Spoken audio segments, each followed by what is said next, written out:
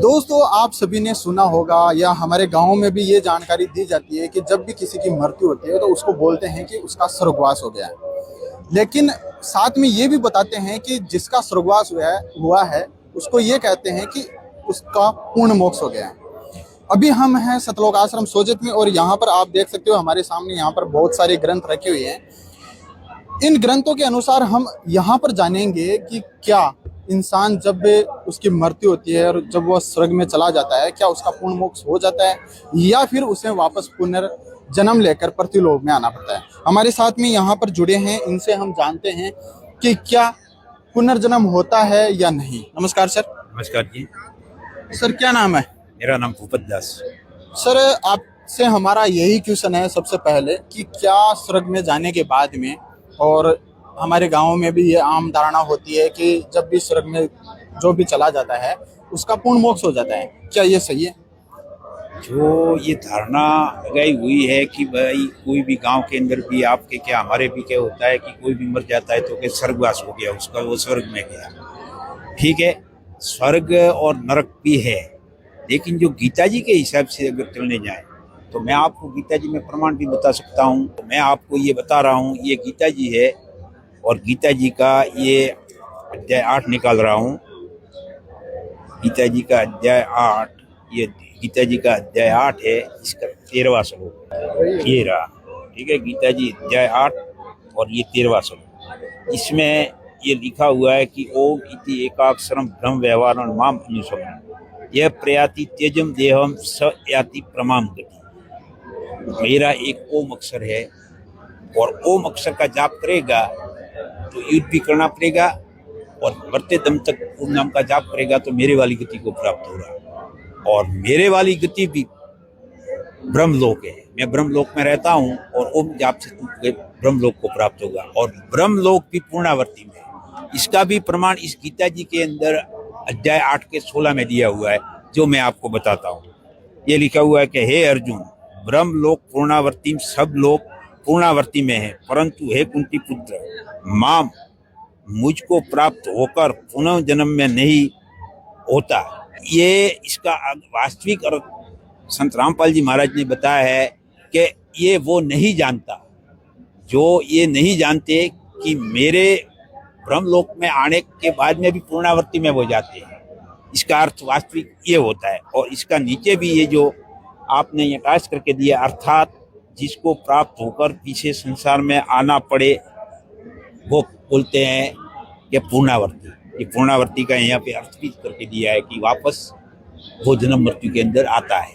तो ये तो 21 ब्रह्मांड का मालिक है बराबर, और 3 लोक, स्वर्ग लोक, पाताल लोक और पृथ्वी लोक। और ये तो आप स्वर्ग लोक की बात कर रहे हो, तो ये तो ब्रह्म लोक में गया हुआ भी जन्म मृत्यु में आता है, तो फिर स्वर्ग नरक इनकी तो बात ही कहाँ रही। तो उनका तो मोक्ष कहाँ से होने का सवाल ही नहीं पैदा होता है। तो सर फिर ऐसा कोई लोक है जहाँ जाने के बाद में मोक्ष हो जाता है? हाँ जी, ऐसा लोक है अमरलोक, सतलोक, जो गीता जी के अध्याय 18 के श्लोक 62 में। ये मैं आपको प्रमाण सहित ये भी बताता हूँ। ये है 18 अध्याय का ये श्लोक 62।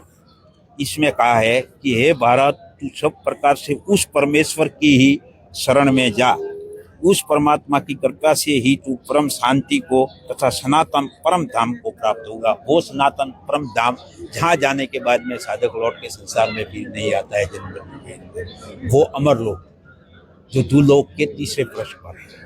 अतः वहाँ जाने के बाद में साधक लौट के नहीं आता और वो वहाँ पे सदा के लिए वो अमर हो जाता है। तो सर आपने जो बता दिया कि यहाँ पे परम शांति और सनातन परम धाम जाने के बाद में पूर्ण मोक्ष हो जाता है, तो इसके बारे में हमें जानकारी देगा कौन आज के समय में? अगर इसी श्लोक के बारे में हम जाने तो हमें कौन बता सकता है इसके बारे में? क्योंकि पूरी जानकारी चाहिए हमें तो, क्योंकि गाँव में यही अभी तक धारणा जो बनी हुई थी उसका भी खंडन करना है और लोगों को ये भी बताना है कि पूर्ण मोक्ष पाने के लिए एक परम स्थान है, वहां जाने के बाद में मोक्ष होता है। तो ऐसा स्थान हमें बताएगा कौन? ऐसा स्थान तत्वदर्शी संत बताता है, क्योंकि जो गीता ज्ञानदाता खुद कह रहा है अर्जुन से कि हे अर्जुन, जो वो लोग हैं जहाँ जाने के बाद में साधक लौट के नहीं आता, उसकी जानकारी मैं नहीं जानता हूँ, वो भी तत्वदर्शी संत ही जानता है। उसका प्रमाण मैं भी गीता जी में मैं आपको बताता हूँ कि हाँ, बताता हूँ कि ये अध्याय 4 है, अध्याय 4 का श्लोक 34 है। ये अध्याय 4 ये श्लोक है 34। इसमें ये लिखा हुआ है कि उस ज्ञान को, कौन से ज्ञान को, जो ये ज्ञानदाता ने भी अर्जुन को बताया, उस ज्ञान को तू तत्वदर्शी ज्ञानियों के पास जाकर समझ, उनको भली भांति दंडवत प्रणाम करने से, उनकी सेवा करने से और सब कपट छोड़कर सरलता पूर्वक प्रसन्न करने से वे परमात्म तत्व को भली भांति जानने वाले ज्ञानी महात्मा तुझे उस तत्व ज्ञान का उपदेश करेंगे। वो तत्व ज्ञान जहाँ जाने के बाद में साधक लौट के फिर नहीं आता है, और वो तत्वदर्शी संत ही बता सकता है, बाकी कोई विश्व के अंदर संत नहीं बता सकता। तो फिर संत की क्या पहचान है? हमें कैसे पता चलेगा कि वो तत्वदर्शी संत कौन है? यहाँ पे भी आप हमारे प्रदर्शनी के अंदर भी देख सकते हो, ये उल्टा लट, ये जो आपको पेट दिख रहा है, ये गमलों के अंदर, ये इसका ये 15वां अध्याय का 1 से 4 श्लोक बताया हुआ है। इसकी जानकारी भी हमें गीता जी में बता दीजिए। गीता जी में है 15 अध्याय 15 का श्लोक 1 से 4। ये देखो अध्याय 15 का श्लोक 1 से 4 तक ये जो कहा गया है, ये यहाँ से बताता हूँ आपको। यही है, देखो अध्याय 15 इसका श्लोक देखो, ये बताया हुआ है कि उस संसार वृक्ष की तीनों गुण रूपी जल के द्वारा बढ़ी हुई विषय प्रवाल वाली शाखा जो आज नीचे और ऊपर जो फैली हुई है मनुष्य लोक में, जो कर्मों के अनुसार सबको बांधती है, और वासना रूपी नीचे और ऊपर सभी लोकों में व्याप्त है। ठीक है, तीनों लोकों में, सभी लोकों में नहीं, इसमें थोड़ा गलत लिख दिया है, लेकिन मैं आपको ये ऐसे ही समझा देता हूँ कि उल्टा जो लटका हुआ संसार रूपी पीपल का वृक्ष है,